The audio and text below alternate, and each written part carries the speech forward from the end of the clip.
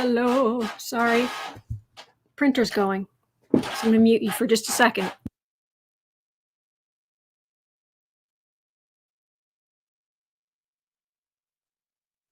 Okay, I think it's done.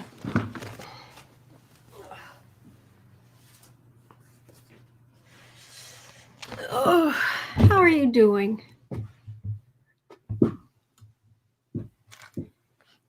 I just said, how are you doing? And I just saw Deb say, I'm good, thanks. Sarah said, awesome. Hello. Wow, Sarah, before I forget, I'm at 11,644. Yay! Well done. Well done. No, I'm not muted. Am I still muted? Am I muted? This isn't flashing. That's there. Oh, okay. You sound like, oh no, not again. Ah, okay. Oh, that's amazing. That's amazing. Well done. Well done. That's fantastic. Hello, Deb. Hello, Allison. Hello, Sarah. Deb, hi, Sebastian. I'm the antithesis of Sarah. 166 words, but it's 166 words. And that matters. That matters.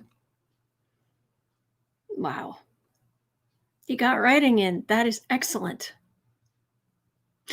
Rebecca has 1,040 words to report. Yay! Well done. Well done. Well done, Rebecca. That is awesome. You guys are amazing. You're amazing. Out there writing, getting it done, taking on the words, knocking them down. Boom.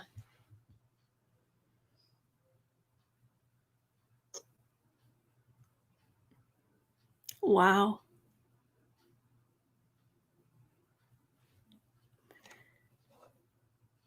I'm just double checking something. Hang on.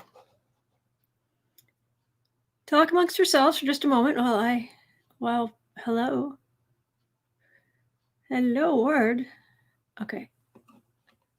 Just trying to get a number.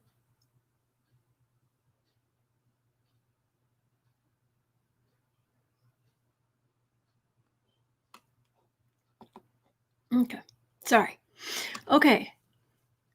Sarah, please note that's my count overall, not my count for the weekend. Rebecca, just writing away, finally. Yes. Yes. Oh, I'm glad you like it. Thank you. Proud of us all. Yes. Well done. Well done. Thank you.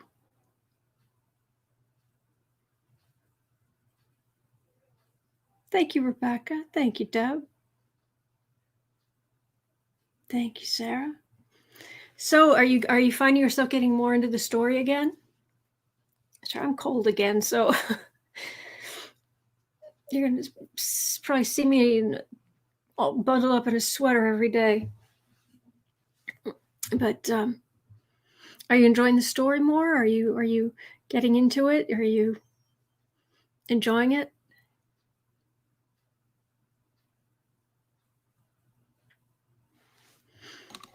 Just waiting for it. Definitely, Rebecca says. Awesome.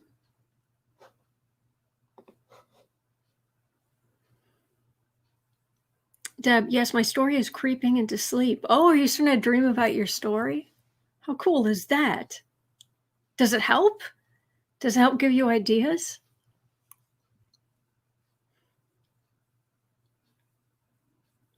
Sarah, story was a slow starter, but momentum has picked up.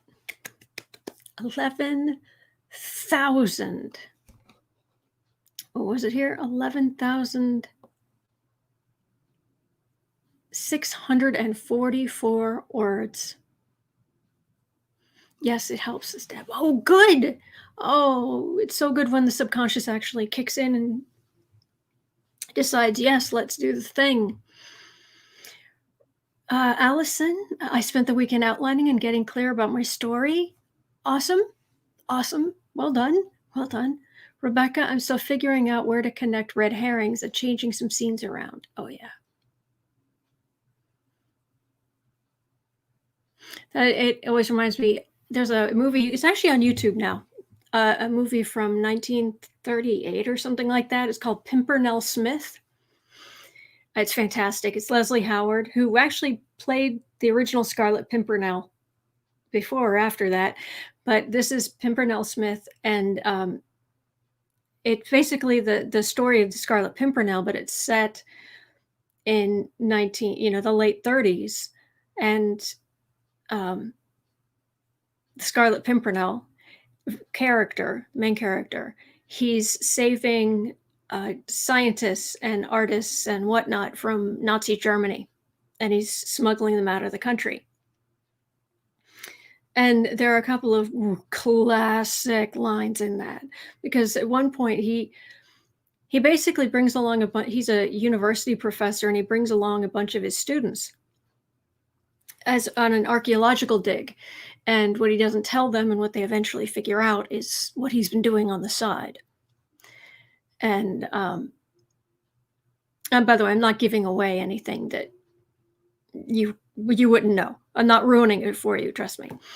But eventually they figure it out.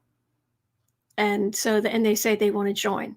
And so on this one big trip, they're trying to get Leslie Howard, Ashley Wilkes. I'm not sure who else was in there. I'll be honest, sorry. But there's this fantastic scene where they're all on a train, and the Nazis are closing in, and they get on the train, and the boys, college-age men, the young men have been taking turns sitting on these big crates in the baggage car.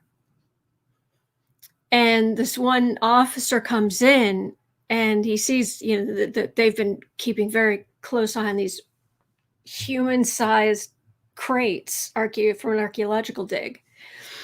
And there are these people who are missing, who were these prisoners who escaped. All right.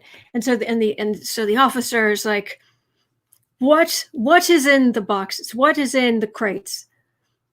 And the student leans forward and he says, red herrings. And the officer's like, red. And the student repeats, red herrings. And the officer's like, okay, whatever. He goes down.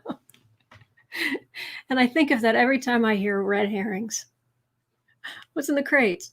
Red herrings. Oh, well. Sorry. Okay. Deb, it's somewhat addictive. I really should be studying for the PMP exam. Bad me doing literary things. Well, you need the creative outlet too. It sounds a treat. It's great. It's on YouTube. Like I said, it's an old black and white movie. It's really good. It's good. Ashley Wilkes was one of Scarlett O'Hara's hubbies, played by Leslie Howard. Yes, that Leslie Howard. Yeah. Sorry, I'm not a fan of Gone with the Wind. I'm just not. Sorry. Ashley Wilkes' character, Gone with the Wind. Red herring. Okay. All right. There's some other good lines in there too, but it's a good movie.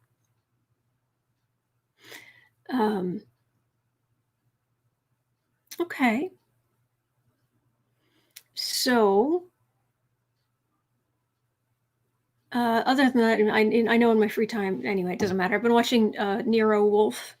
Timothy Hutton he directed some of them and starred opposite another actor in the Nero Wolfe mysteries, and I've been watching those in my free time. So since I'm writing a mystery, there we go.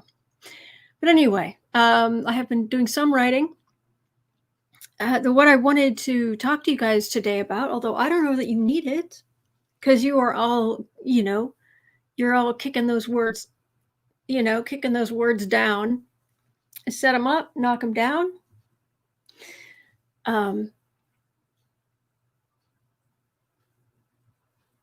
Yeah, yeah. Oh, Rebecca, so you saw that. Cool, cool. I don't know that any of you need this because you've been doing so well, but I thought if anybody was struggling about this time, that I would mention something that it's kind of break things down into manageable chunks. So Stephen King's not a fan, but a lot of people are. I wanted to have a brief discussion about James Patterson because I'd mentioned this a lot earlier, but I was in the what do you call it? The James Patterson masterclass. I took that. Kind of a waste of time, but that got me looking at some of his books back when and what have you. So this isn't the whole book, obviously, but this is the first 5 chapters of The Inn. Hello, Katie. So I wanted to share this with you.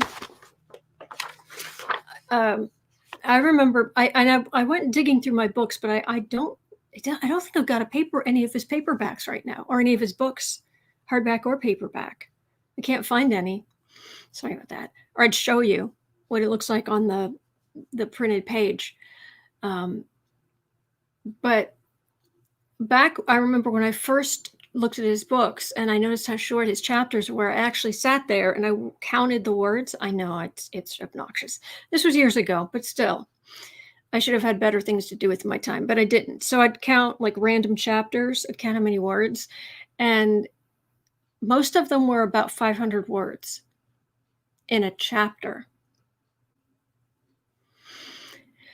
Now, in this one, it seems he's just gone crazy. Well, actually, or maybe his writer. He just outlines them. The writer actually does the writing. These seem more like 600 to 800 words. Oh, and there's one chapter somebody went crazy, and it's 1,400 words. Yeah, and then 8 again. But so in here, apparently they're slightly longer. But what is that line from Lord of the Rings? My 111th birthday, 11th birthday. What was that? Rebecca, I'm not a fan of James Patterson, but I do like his Women Murder Clubs movie shown on Hallmark and some other similar channels. Oh, no, I understand. I'm not saying you should write like him. I'm just, hear me out. Hear me out.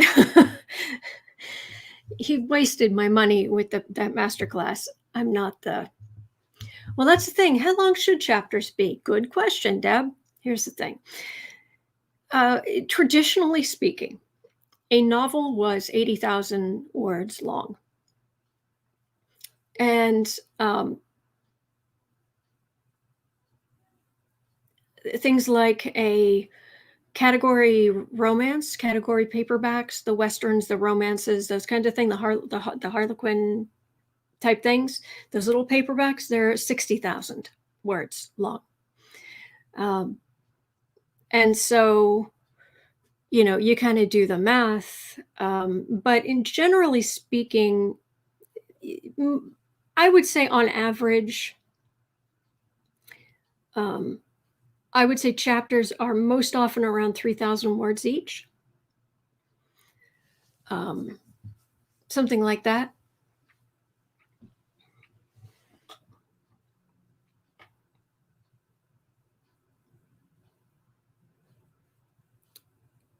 Yeah, so you get around the mid-20s or up to about, that's why a lot of books, they have like 32 chapters. It's really odd that I've noticed that over the years. It's like, why 32? My books have 24 chapters. It's And I aim for 3,300 words per chapter, but that's even pushing it, 2,500, that sort of thing. It's that kind of ballpark. Um, but what Patterson is doing, and one thing that is worth, I wouldn't physically break them up in like this, but it's something to think about, and it also makes some things more manageable. Now, on the one hand, I did want to point out right up front, in this book, there are 111 chapters, and that's why. Instead of 24 or 32 or something like that, 111, just because they're so short. But if you think about it, and if you go back and read certainly his earlier stuff, I haven't really read. I mean, this is only the first 5 chapters. I haven't actually sat down and read this yet. I just printed it out. But it's amazing at what he's able to structure in that 500 words. Katie, so far I've outlined 20 chapters plus an epilogue. Great. That's fantastic. What I'm saying with this is that if you think of your writing in terms of 500 word chunks, it can make the task less daunting. And I'm not saying separate every single one of them out. I'm just saying if you think of, and you get, there's a change somewhere in there. There's a beginning, middle, end. Beginning, middle, end. And obviously in these tiny chunks, it won't be big character arcs or big noticeable, but it'll be information was gained. There was a conflict started or ended, or there's something happened here. There's a change of emotion from one side to the other. And if you it can help, because I can't even personally, since I'm the kind of visual person I am, I can't even look at traditional manuscripts. And thank heavens I'm not back in the day where you had to turn traditional manuscripts into publishing houses. Katie, Patterson uses a formula. I'm not that kind of writer. I got out of the computer industry because it was too much of a formula too. I'm not saying right, like, I'm not saying formula. Oh, guys, I don't say we need to be Patterson. I'm saying that there's a natural rhythm, and it keeps the story moving. And to just, Katie, okay, because it's just to keep things going, and to go sit down and go, okay, well, I'm gonna write now. It's like, oh, what am I gonna write? Was this gonna be, do I have time for this? Gosh, what's going on my phone? Did I just see a headline? Da-da, da-da. And it's like, no. I'm going to sit down and I'm going to write a 500 word chunk. And okay, I'll do that. Or, okay, cool. Just different way of doing things. I understand. But it's nice to have these smaller chunks. Traditionally formatted manuscripts, obviously they used a typewriter. And when you turned a manuscript into a publishing house of a novel, it was a massive thing, because you had 1-inch margins. You had to have 1-inch margins. There was no changing of fonts. That just oh no. There, you had a typewriter. Your font is your typewriter. That was it. But it had to be double spaced, and with 1-inch margins, and whatever your typewriter was coming out with. And so people average, and people who were, when the publishing house accepted the book, they would look at this and they would look at the number of pages, and they knew that it would average to be about 250 words a page. And so they could just look at how many pages there were, or figure out how many pages there were. And then they could do the rough math. How long is this? How much is going to cost us to publish it and what have you? Because um, it was so standardized. That I can't do just mentally the way my mind works. I actually shrink down. You give me text, I will shrink it down and I'll make 2 columns out of 2 columns on the page in a fairly small font. So I can fit 1,000 words on a page easily, usually. But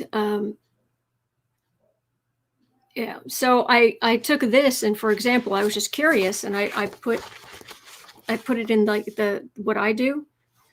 There's no, oh wait, there's one page that has a second column, so it created the line. I was going to say most of these don't even have the line in the middle. Come on, come on, come on, camera, work with me here. Come on. There's a line in the middle. There it is. Don't do it. There, line in the middle. Most of these pages, it didn't even create a line in the middle. So I shrunk it down to what I normally do, and that's 783 words right there. So you can see that while, okay, that's almost 800 words. To me, that's a lot easier to deal with than 250 words a page or less. How many pages? That would be 1, 2 and a bit pages. So that's 3 pieces of paper right there, which would drive me crazy. So I can print out my whole manuscripts, and it's only, like this. And I can put it in my little binder here. I can carry it around. I can flip through it more easily. So breaking things down into these manageable chunks can make it easier for you to write, can make it easier to sit down and work on things, because it's like, no, I'm just going to do this chunk. I'm going to do a 500 word chunk. I'm going to do a 400 word chunk, 600 word chunk, whatever works for you. So I don't have to do the whole thing. I can just do this. And then if I want to do another one, I can do another one. So it's a good way to just think about it, so it's less daunting. And the one, some would say only good thing about Patterson's books is that they do keep moving, and that is important, so that the in that chunk that you write, every one of those chunks that you write, there is a change. And that's just basic storytelling, that you need to keep things moving. So anyway, Allison, and there was no digital cut and paste. Lots of revisions had to be done in order to get a clean copy. Oh yeah. And all the typesetting had to be done by hand with all the writing backwards. The metal. Yeah. Whew. So while he didn't write them all, and I don't give him full credit for this, I do find it, in theory, I find it inspiring when I look at prolific authors. I'm not saying this is necessarily the thing, but just the sheer, these are also by, and it's just each one of these is like a series, all the books in the series, and this series, and that series, and this series, and that. And I know he didn't write them all, but there are people who just do their own writing, and they have pages like this. I just printed this out as an example. Where you just, by, the single steps make up the huge journey. So you go from this, just a bunch of these can get you that. Only you're doing it yourself, and you're not James Patterson. So I just wanted to talk to you guys about that today. So that's all.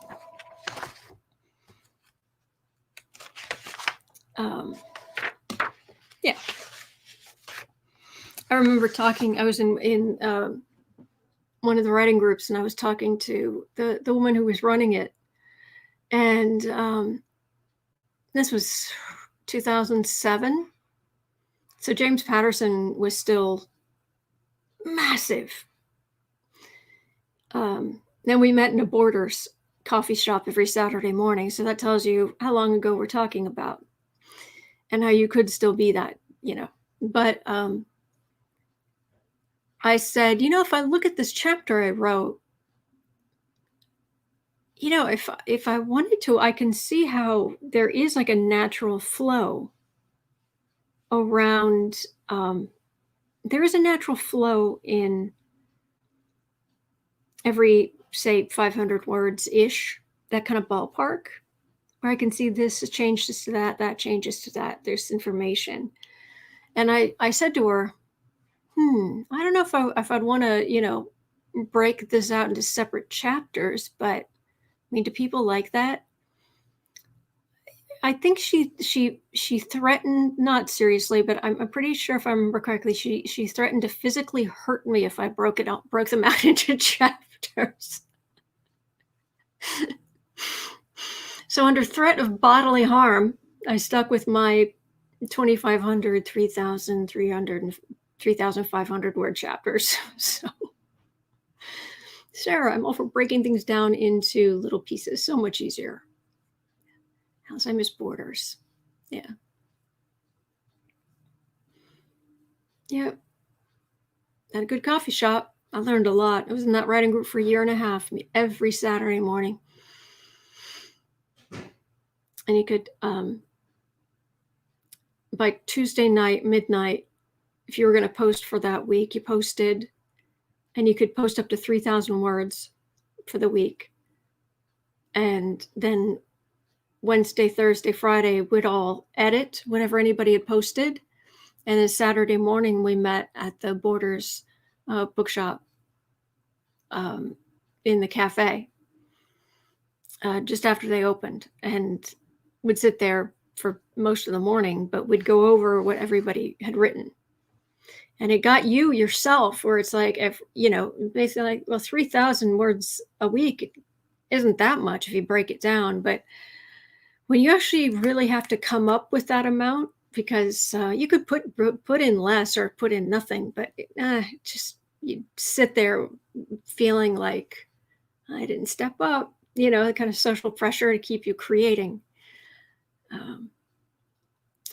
But I learned a lot. Year and a half doing all of that editing plus my own writing. I learned a lot. But anyway. Deb, I've always wanted a chance to get some of this kind of information. Oh, I'm very grateful for it. Oh, thank you for being here, Deb. I was once in a small writing group, but we were all amateurs in the extreme.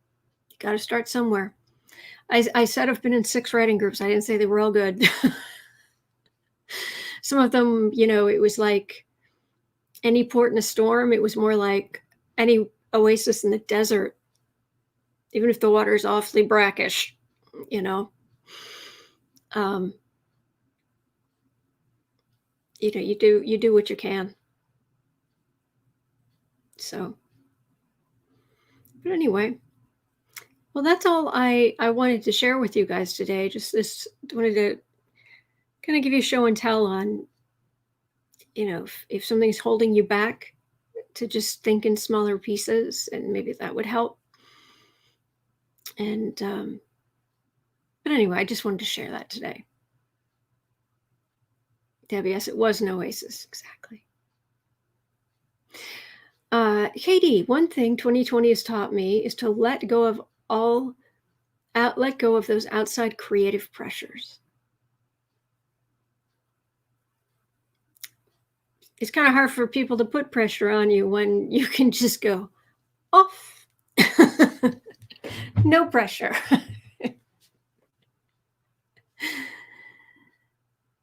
Yep. Take creativity as it comes. Yep. All right. Well, actually, that's all I was going to share today. Thank you, Deb. Thank you.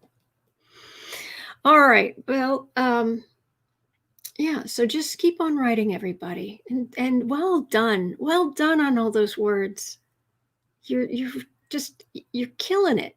Even, from the smallest to the greatest, uh, you're out there fighting, and that's what matters. Oh, thank you, Rebecca. Thank you, Allison. Thank you, Sarah. I wish I was in a writing group like that, says Allison.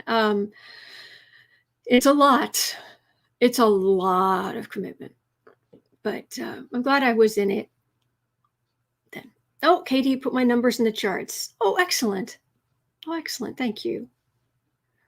Wonder what we're up to as a group word-wise. Oh, I could just add up what I've got in the spreadsheet, but I don't know how up to date it is. But it would be easy enough to just do a sum of that whole row of everybody's total. So probably quite a bit. Probably quite a bit. All right. Well, I hope you have a good and productive evening. Or if you've already been productive, I hope that you have a restful evening so you can get some more writing done tomorrow. But hang in there. And thank you for doing this. Thank you. This is really wonderful. All right. Have a great evening, everybody. Hang in there. Keep writing. Oh, thank you, Katie. Appreciate you. All right. And we'll check in tomorrow. More writing. You can do it. You can do it. You can do it. Bye-bye. See you tomorrow.